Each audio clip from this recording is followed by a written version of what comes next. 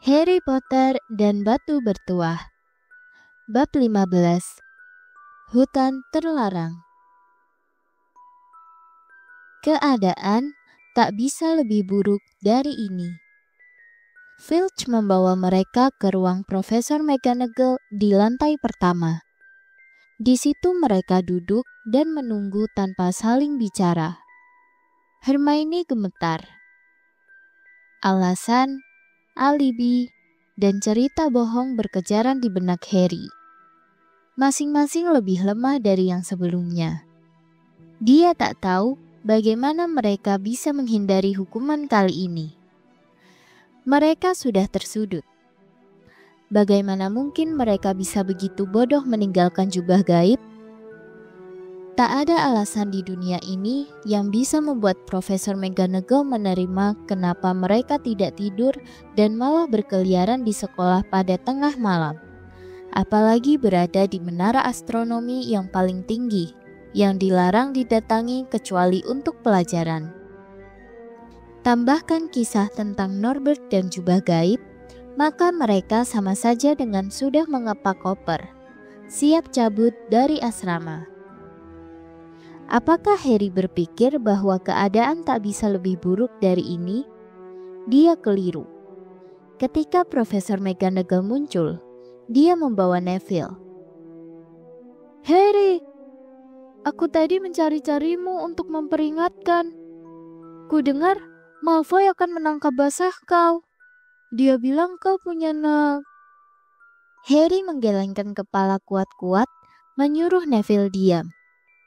Tetapi Profesor McGonagall sudah melihat. Ia kelihatan lebih siap menyemburkan napas api daripada Norbert ketika dia berdiri menjulang di depan mereka bertiga. "Aku tadinya tak percaya kalian berbuat begini.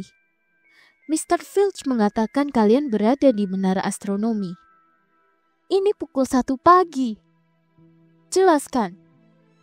Ini pertama kalinya Hermione tidak bisa menjawab pertanyaan guru.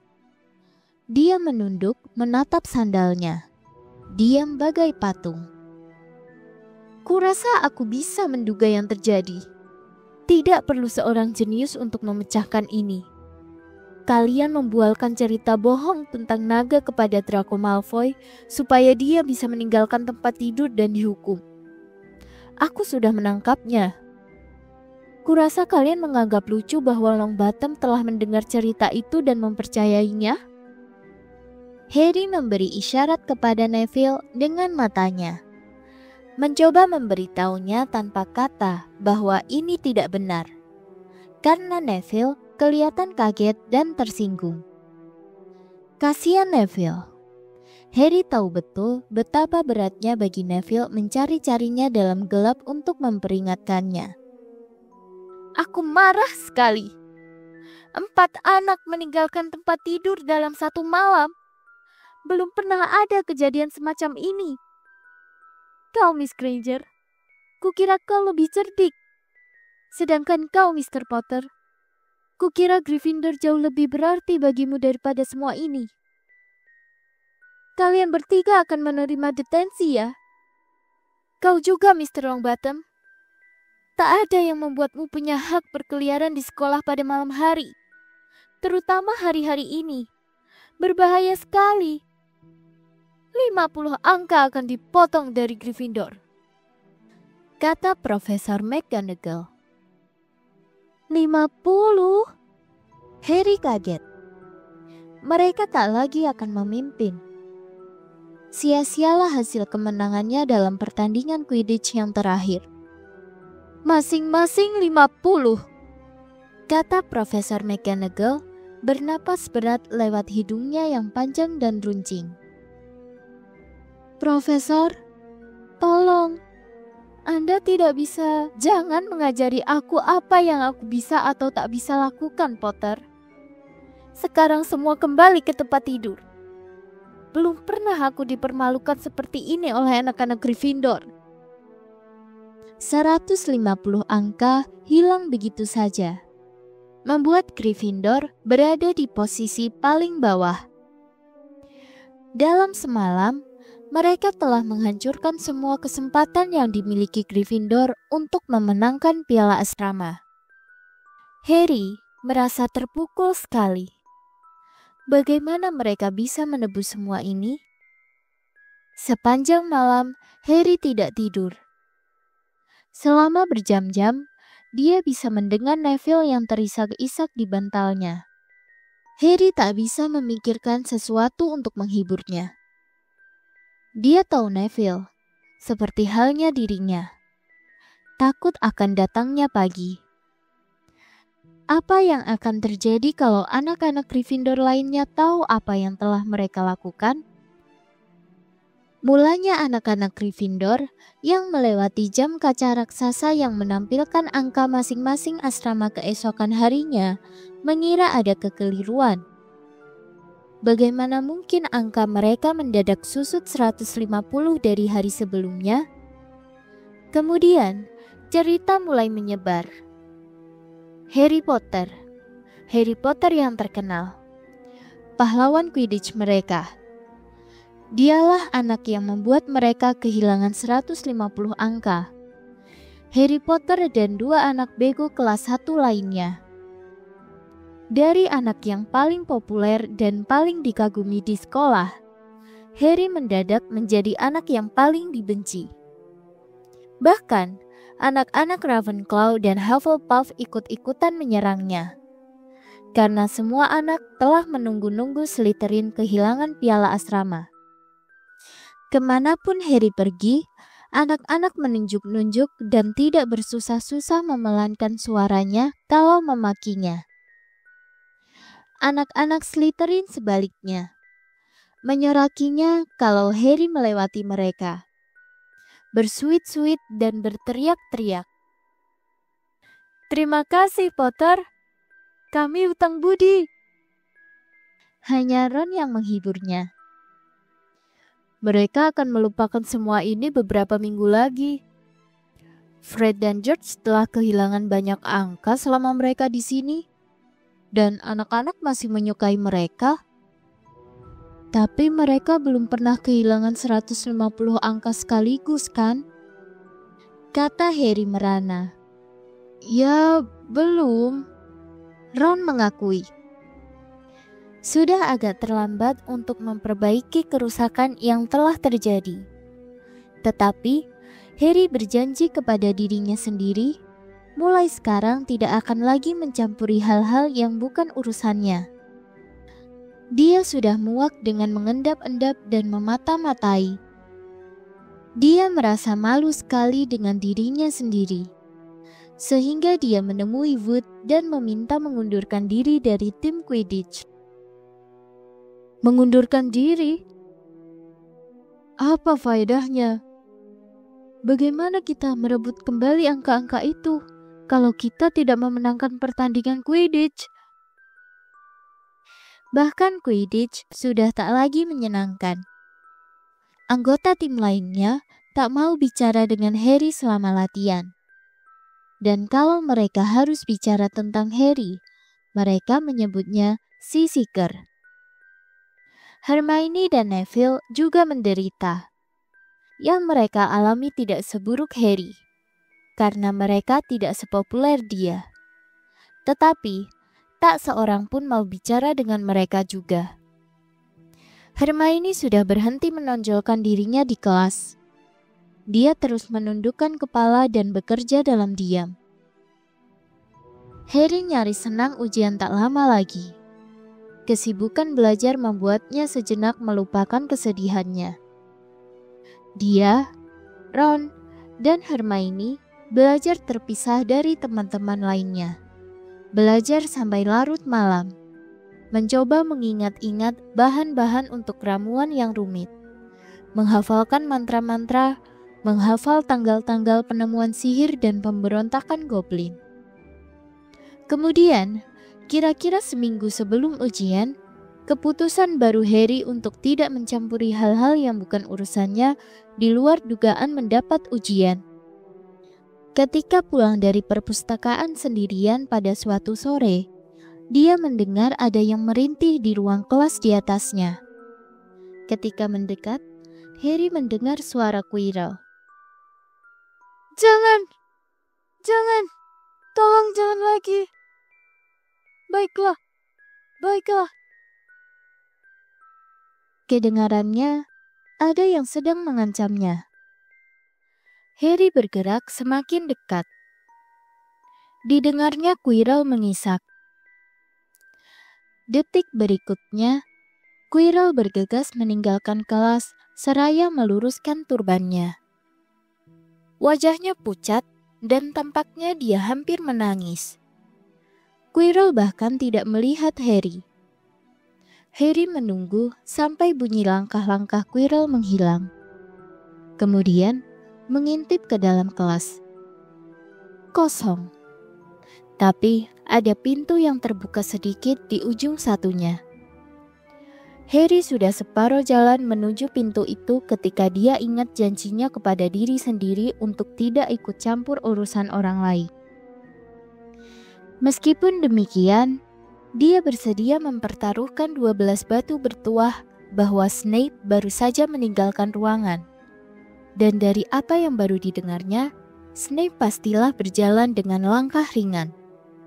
Agaknya Quirrell akhirnya menyerah. Harry kembali ke perpustakaan. Hermione sedang membantu Ron belajar astronomi dengan mengajukan berbagai pertanyaan. Harry memberitahu mereka apa yang baru saja didengarnya. Snape berhasil kalau begitu. Kalau Quirrell sudah memberitahu bagaimana memusnahkan mantra anti sihir hitamnya, kata Ron. Tapi masih ada Fluffy, kata Hermione.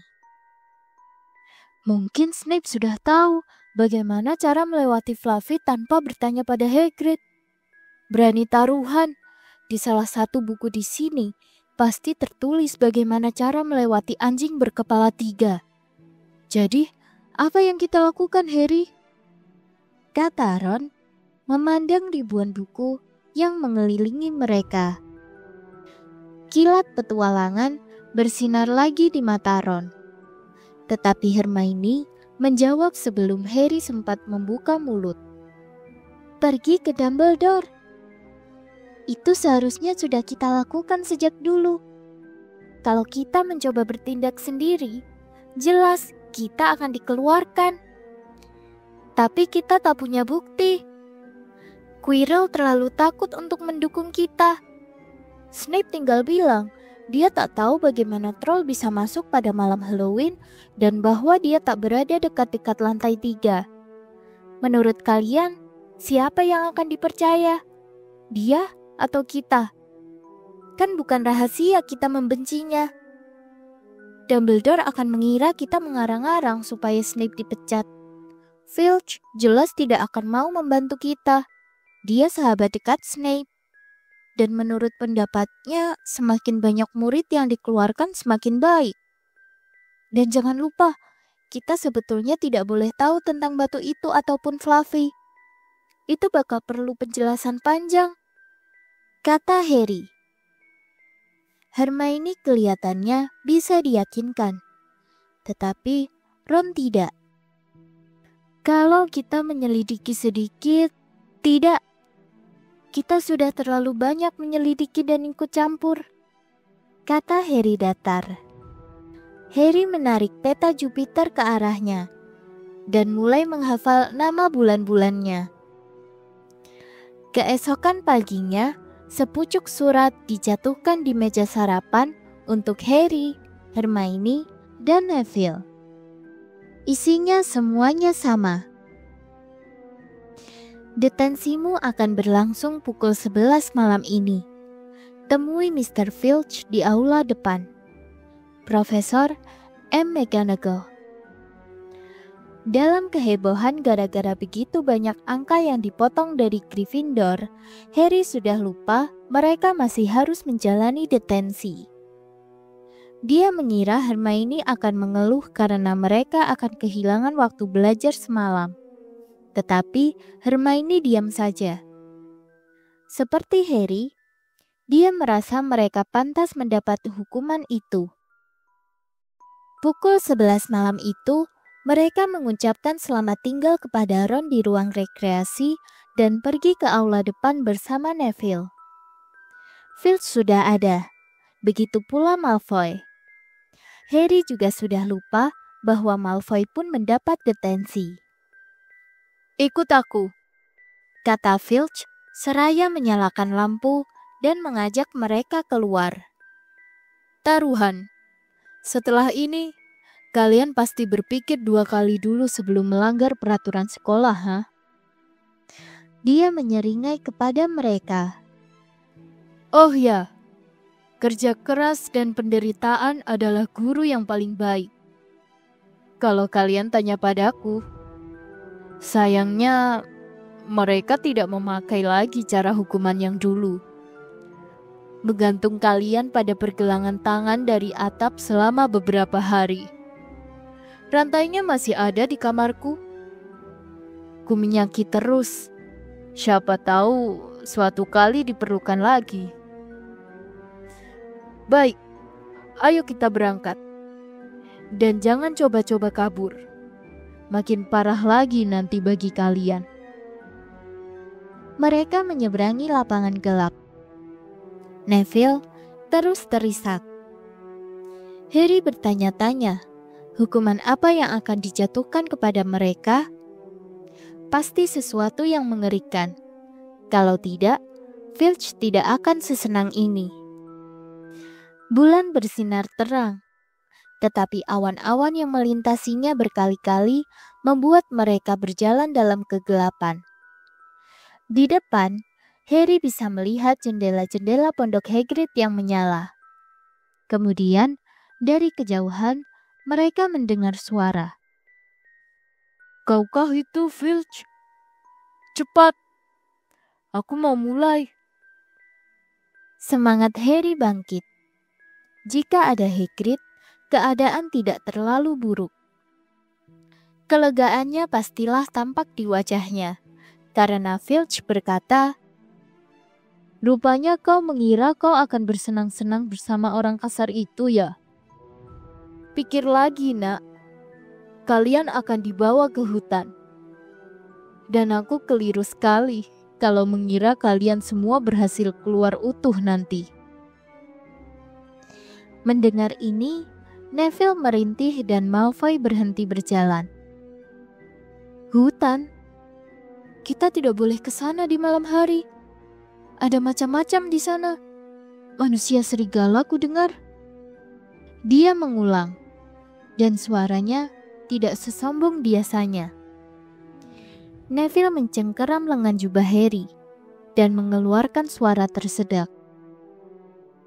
"Salah kalian sendiri kan? Mestinya ingat soal manusia serigala itu sebelum melanggar peraturan, ya kan?" kata Filch, suaranya serak saking senangnya. Hagrid berjalan ke arah mereka dari kegelapan. Fang membuntutinya. Dia membawa busur besarnya dan sekantong anak panah tergantung di bahunya. "Sudah waktunya. Aku sudah tunggu setengah jam. Baik-baik saja, Harry, Hermione." "Jangan terlalu ramah pada mereka, Hagrid. Mereka kan akan dihukum," kata Filch dingin. "Itu sebabnya kau telat, kan? Tadi kau marahi mereka ya? Bukan kewajibanmu. Tugasmu sudah selesai. Biar ku ambil alih sekarang," kata Hagrid kepada Filch. Dahinya berkerut. "Aku akan kembali besok pagi untuk mengambil entah apa yang tersisa dari mereka," kata Filch dengan menyebalkan. Sebelum akhirnya berbalik dan berjalan kembali ke kastil, lampunya terayun-ayun dalam gelap. Malfoy sekarang menoleh kepada Hagrid. "Aku tak mau masuk hutan itu," katanya. Dan Harry senang mendengar nada panik dalam suaranya. "Harus. Kalau kau tetap mau di Hogwarts. Kau sudah lakukan kesalahan dan sekarang harus bayar," kata Hagrid galak. Tapi ini untuk kelas pelayan, bukan untuk pelajar. Kukira kami akan disuruh menulis atau yang semacamnya. Kalau ayahku tahu aku dihukum begini, dia akan... Kubilang padamu, memang begitulah di Hogwarts. Menulis, apa gunanya? Kau akan lakukan sesuatu yang berguna. Kalau tidak mau, keluar saja. Kalau kau pikir ayahmu lebih suka kau dikeluarkan, ya balik saja ke kastil dan pak kopermu. Ayo. Malfoy tidak bergerak. Dia memandang Hagrid dengan marah, tetapi kemudian menunduk. Baiklah. Sekarang dengar baik-baik. Karena apa yang akan kita lakukan malam ini berbahaya. Dan aku tak mau ada yang ambil resiko. Ikut aku ke sini dulu. Dia membawa mereka sampai ke tepi hutan. Seraya mengangkat lampunya tinggi-tinggi, dia menunjuk jalan tanah setapak yang sempit dan berkelok-kelok, yang menghilang di antara pepohonan besar-besar dan gelap. Angin sepoi menerbangkan rambut mereka ketika mereka memandang ke dalam hutan. Lihat di sana. Lihat yang berkilau di tanah itu, yang keperakan, itu darah unicorn. Di dalam ada unicorn yang luka parah digigit entah apa. Ini kedua kalinya dalam seminggu. Aku temukan satu unicorn mati Rabu lalu. Kita akan cari makhluk malang itu. Mungkin kita harus bebaskan dia dari penderitaannya, kata Hagrid. Dan bagaimana kalau entah apa yang menggigit unicorn itu lebih dulu menemukan kita? Kata Malfoy, tak sanggup menyembunyikan ketakutan dari suaranya. Tak ada satupun di hutan yang akan melukaimu kalau kau bersamaku atau Feng, kata Hagrid. Dan kita ikuti jalan ini. Baik, sekarang kita bagi menjadi dua rombongan dan kita ikuti jejak kedua arah yang berlainan. Ada bercak darah di mana-mana. Paling tidak si unicorn sudah berkeliaran kesakitan sejak semalam. Aku mau bersama Feng, kata Malfoy cepat-cepat, seraya memandang gigi Feng yang panjang-panjang.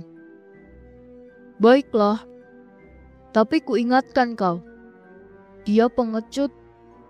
Jadi aku, Harry, dan Hermione akan ke satu arah, sedangkan Draco, Neville, dan Feng ke arah lain. Nah, kalau salah satu dari kita temukan unicorn itu, kita kirim bunga api hijau, oke? Keluarkan tongkat kalian dan berlatihlah sekarang. Bagus. Dan kalau ada yang dapat kesulitan, kirim bunga api merah. Dan kami semua akan datang cari kalian. Jadi, hati-hatilah. Ayo berangkat. Hutan gelap dan sunyi. Tak lama kemudian, jalan tanah itu bercabang. Harry, Hermione, dan Hagrid menuju ke kiri, sedang Malfoy, Neville, dan Feng ke kanan. Mereka berjalan dalam diam, mengarahkan pandangan ke tanah. Sekali-sekali, seberkas sinar bulan menembus dahan-dahan pepohonan di atas, menyinari bercak darah biru keperakan di atas dedaunan yang rontok. Harry melihat Hagrid tampak sangat cemas. Mungkinkah manusia serigala mau bunuh unicorn-unicorn ini? Tanya Harry. Tidak cukup cepat. Tak mudah tangkap unicorn. Mereka makhluk magis yang kekuatannya luar biasa. Tak pernah kulihat ada unicorn luka sebelumnya, kata Hagrid. Mereka melewati tunggul pohon berlumut. Harry bisa mendengar aliran air. Pasti di dekat-dekat situ ada sungai.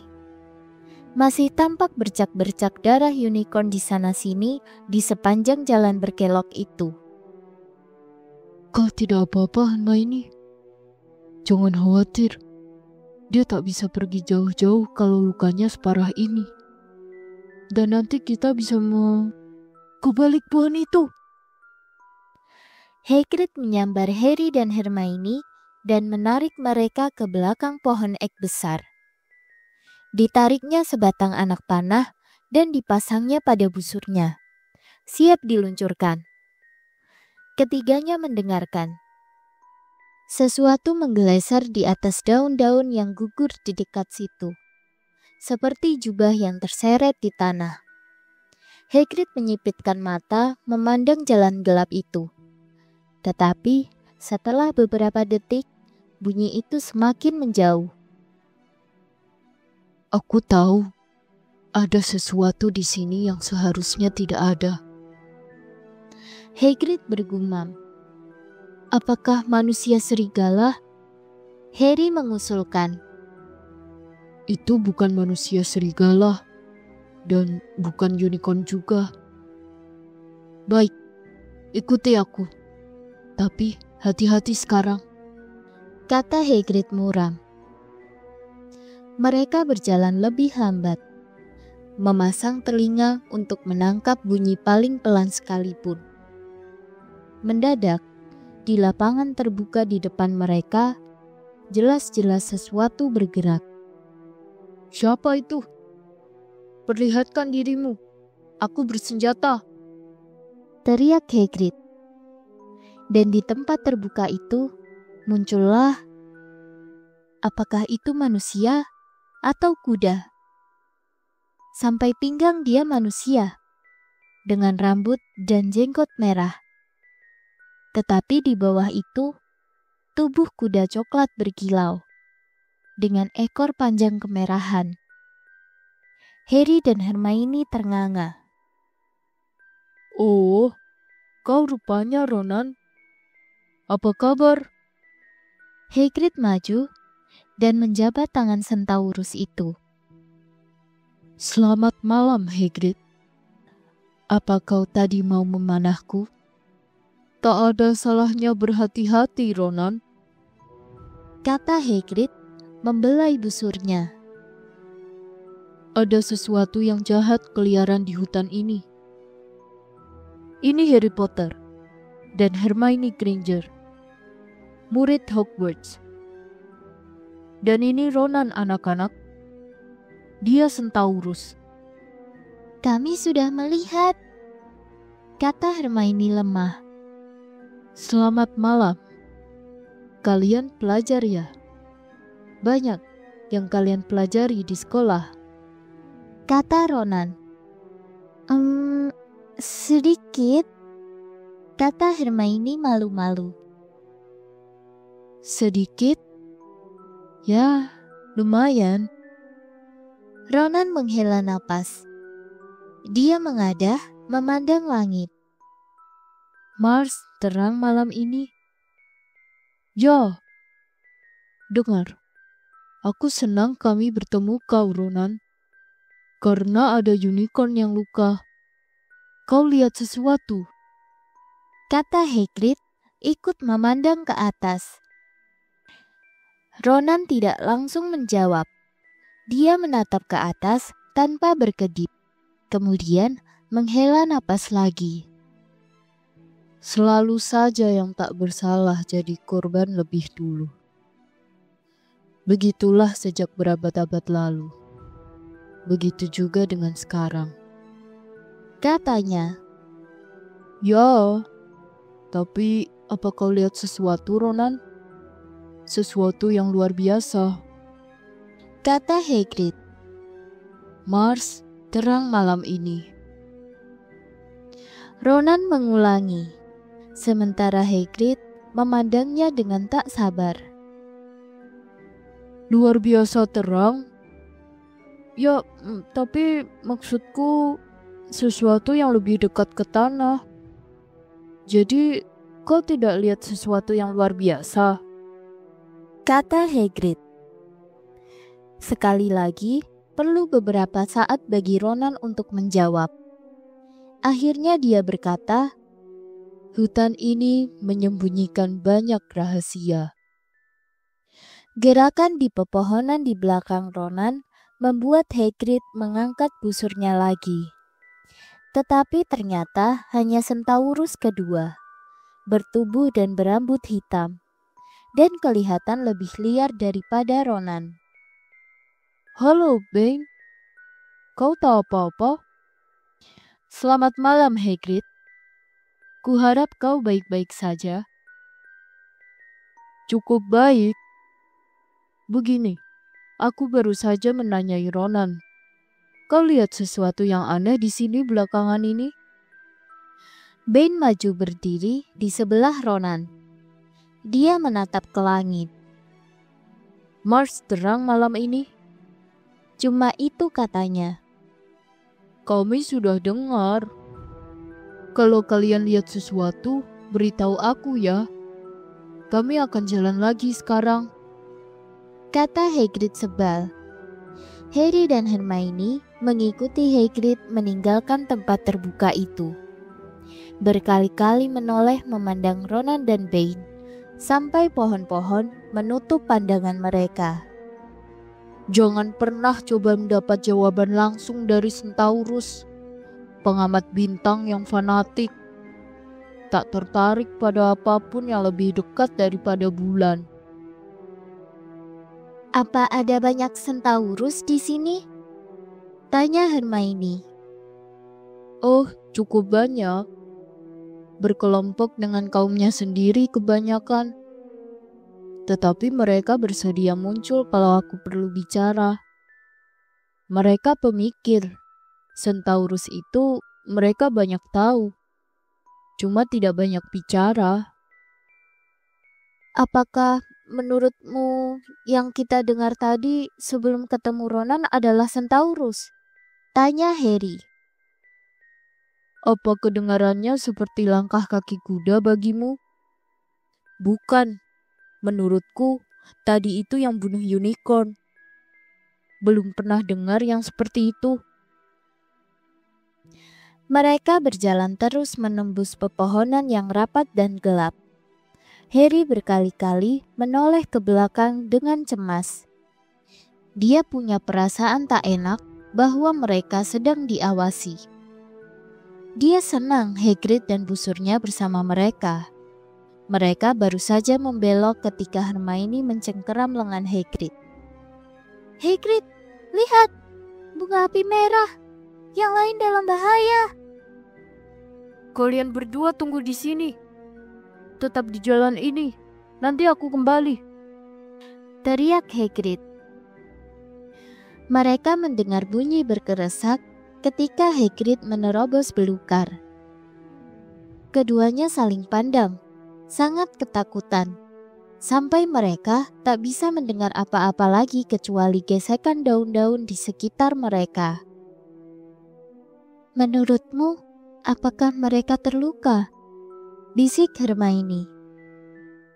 Aku tidak peduli kalau Malfoy luka, tetapi kalau terjadi sesuatu pada Neville, salah kitalah dia ada di sini. Menit demi menit berlalu lambat. Telinga mereka rasanya lebih tajam daripada biasanya. Harry merasa bisa mendengar setiap desah angin, setiap derik ranting. Apa yang terjadi? Dan di mana yang lain? Akhirnya, bunyi berkeresak keras menandakan kembalinya Hagrid. Malfoy, Neville, dan Fang bersamanya. Hagrid berang sekali. Malfoy rupanya diam-diam menyergap Neville dari belakang. Maksudnya hanya untuk bergurau. Neville panik dan mengirim bunga api. Kita beruntung kalau masih bisa tangkap sesuatu sekarang setelah suara-suara yang kalian buat. Baik, kita ganti rombongan. Neville, kau bersamaku dan Hermione. Harry, kau pergi bersama Fang dan idiot ini. Sorry. Hagrid menambahkan dengan berbisik kepada Harry. Tapi dia akan lebih sulit menakut-nakutimu. Dan kita harus selesaikan ini. Maka Harry menuju ke tengah hutan bersama Malfoy dan Fang. Mereka berjalan selama hampir setengah jam. Makin jauh makin masuk ke hutan. sampai jalan tanah itu nyaris tak bisa diikuti lagi karena pepohonan begitu rapat. Menurut Harry, darahnya kelihatan semakin pekat. Ada cipratan di akar sebatang pohon, seakan makhluk malang itu berputar-putar kesakitan di dekat situ.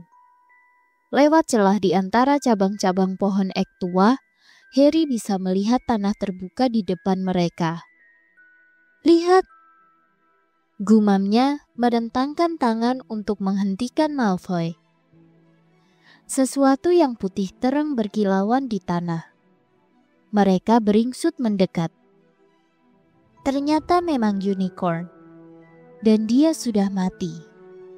Belum pernah Harry melihat sesuatu seindah dan sesedih itu.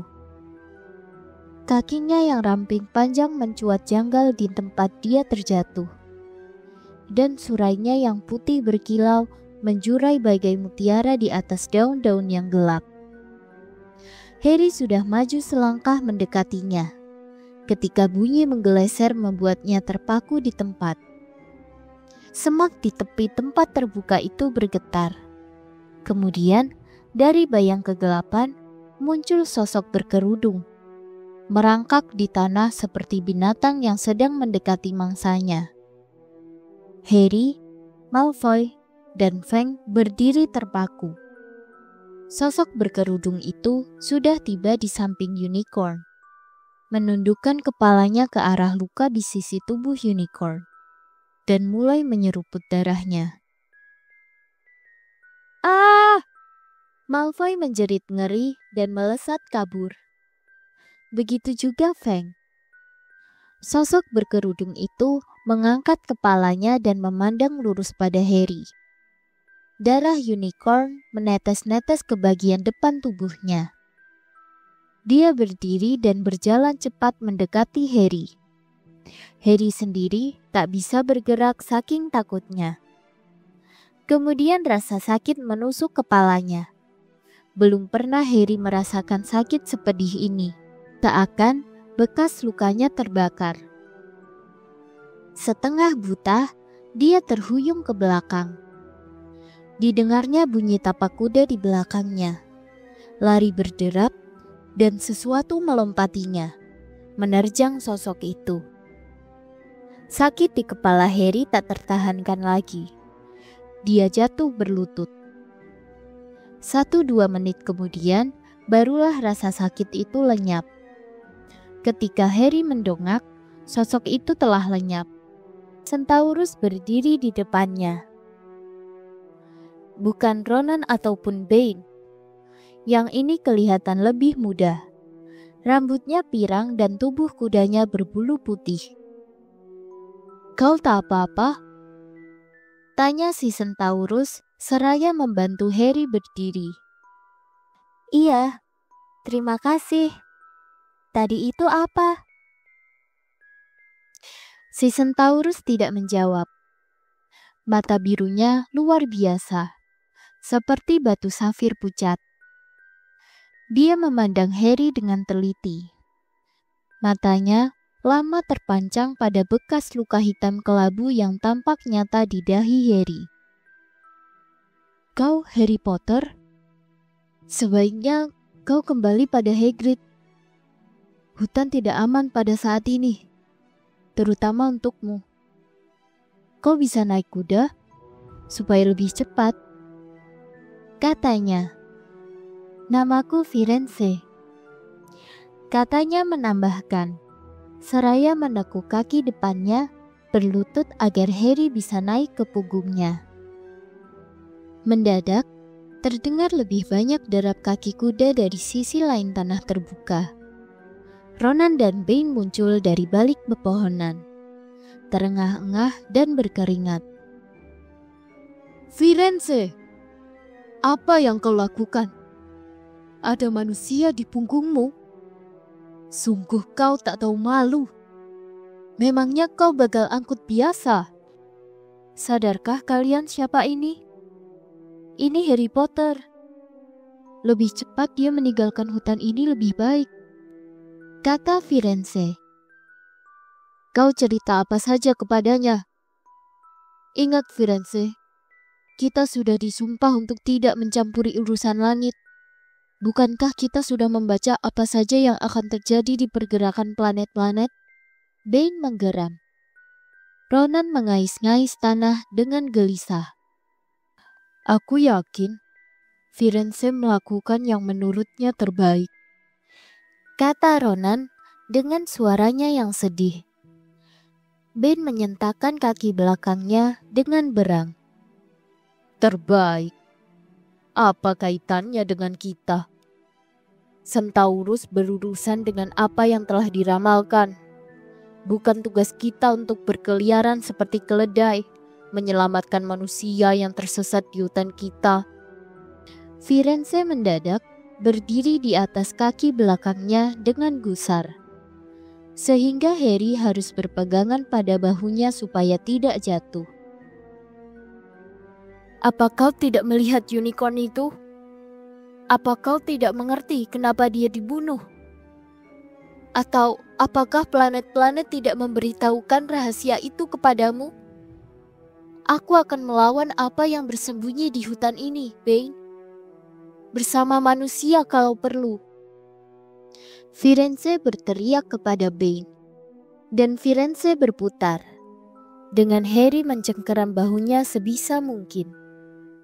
Mereka masuk ke antara pepohonan, meninggalkan Ronan dan Bane di belakang mereka. Harry sama sekali tidak mengerti apa yang terjadi. Kenapa Bane begitu marah? Kau menyelamatkanku dari makhluk apa? Dia bertanya. Firenze melambatkan larinya hingga akhirnya dia berjalan, memperingatkan Harry agar menunduk supaya tidak menabrak dahan-dahan rendah, tetapi tidak menjawab pertanyaannya. Mereka menembus pepohonan dalam diam selama begitu lama, sampai Harry mengira Firenze tidak mau lagi bicara padanya. Mereka sedang melewati pepohonan yang sangat rapat, ketika Firenze tiba-tiba berhenti. Harry Potter, tahukah kau darah unicorn digunakan untuk apa? Tidak.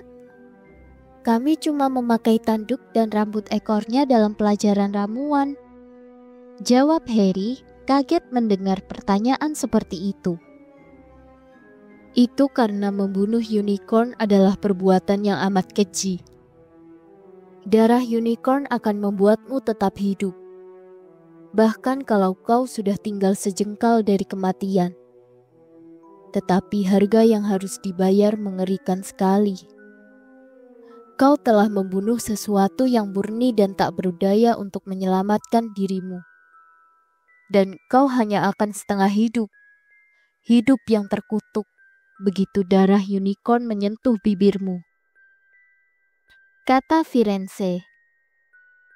Harry menatap bagian belakang kepala Firenze, yang berkilau keperakan tertimpa cahaya bulan. Tetapi siapa yang begitu putus asa? Kalau kau akan dikutuk selamanya, lebih baik mati kan? Tanyanya. Memang, kecuali yang kau perlukan hanyalah bertahan hidup cukup lama untuk meminum sesuatu yang lain. Sesuatu yang bisa mengembalikan kekuatan dan kekuasaanmu sepenuhnya. Sesuatu yang berarti kau tak akan mati. Mr. Potter, tahukah kau apa yang disembunyikan di sekolah saat ini? Kata Firenze. Batu bertuah. Tentu saja, cairan kehidupan. Tapi aku tak mengerti siapa. Tak terpikirkah olehmu? Seseorang yang telah menunggu bertahun-tahun untuk kembali berkuasa, yang bertahan hidup, menunggu datangnya kesempatan. Seakan ada tangan besi yang mendadak mencengkeram jantung Harry. Di antara bunyi keresak daun, seakan dia mendengar lagi apa yang dikatakan Hagrid pada malam mereka bertemu untuk pertama kalinya. Ada yang bilang dia mati. Omong kosong menurutku. Tak tahu apakah masih ada cukup manusia di tubuhnya untuk bisa mati. Maksudmu, tadi itu Vol. Harry, kau tak apa-apa?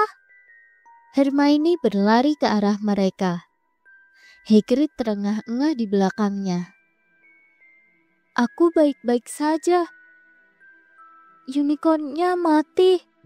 Hagrid, di tanah kosong di belakang sana, kata Harry, hampir tak memahami apa yang diucapkannya. Sekaranglah saatnya aku meninggalkanmu. Kau sudah aman sekarang. Firenze bergumam, sementara Hagrid bergegas memeriksa unicorn. Harry meluncur turun dari punggungnya. Semoga selamat, Harry Potter. Planet-planet pernah ditafsirkan secara keliru sebelum ini, bahkan oleh Centaurus. Kuharap ini salah satu di antara kekeliruan itu, kata Firenze. Firenze berbalik dan melangkah kembali ke dalam hutan, meninggalkan Harry gemetar di belakangnya. Ron tertidur di ruang rekreasi yang gelap, menunggu mereka pulang. Dia mengigau, meneriakkan sesuatu tentang pelanggaran dalam pertandingan Quidditch ketika Harry mengguncangnya keras-keras membangunkannya. Dalam beberapa detik saja, matanya sudah terbuka lebar ketika Harry mulai bercerita kepadanya dan Hermione tentang apa yang terjadi di hutan. Harry tak bisa duduk. Dia mondar-mandir di depan perapian. Dia masih gemetar. Snape menginginkan batu bertuah itu untuk Voldemort. Dan Voldemort menunggu di hutan. Dan selama ini kita mengira Snape hanya sekedar ingin kaya. Jangan ucapkan lagi nama itu, bisik Ron ketakutan. Seakan dia mengira Voldemort bisa mendengar mereka. Harry tidak mendengarkan. Firenze menyelamatkan aku, tetapi seharusnya tidak boleh. Ben marah sekali. Katanya mereka tidak boleh ikut campur dengan apa yang telah diramalkan planet-planet. Planet-planet itu pastilah menunjukkan bahwa Voldemort akan kembali. Ben berpendapat Firenze seharusnya membiarkan Voldemort membunuhku. Kurasa itu juga sudah tertulis pada bintang-bintang. Jangan sebut-sebut lagi nama itu, desis Ron. Jadi sekarang aku tinggal menunggu Snape mencuri batu itu. Setelah itu, Voldemort bisa datang dan menghabisiku. Ya, kurasa Ben akan senang, kata Harry tegang. Hermione kelihatan sangat ketakutan. Tetapi dia menghibur Harry. Harry, semua orang bilang Dumbledore lah satu-satunya orang yang ditakuti kau tahu siapa. Kalau ada Dumbledore, kau tahu siapa tidak akan menyentuhmu. Lagi pula, siapa bilang Centaurus benar? Bagiku kedengarannya seperti ramalan. Dan Profesor McGonagall bilang itu cabang ilmu gaib yang paling tidak tepat. Langit sudah berubah terang sebelum mereka berhenti bicara. Mereka berangkat tidur dalam kelelahan. Kerongkongan mereka sakit. Tetapi kejutan-kejutan malam itu belum berakhir. Ketika Harry menarik penutup tempat tidurnya, dia menemukan jubah gaibnya di bawahnya. Ada kertas yang disematkan pada jubah itu dengan pesan berikut. Siapa tahu perlu.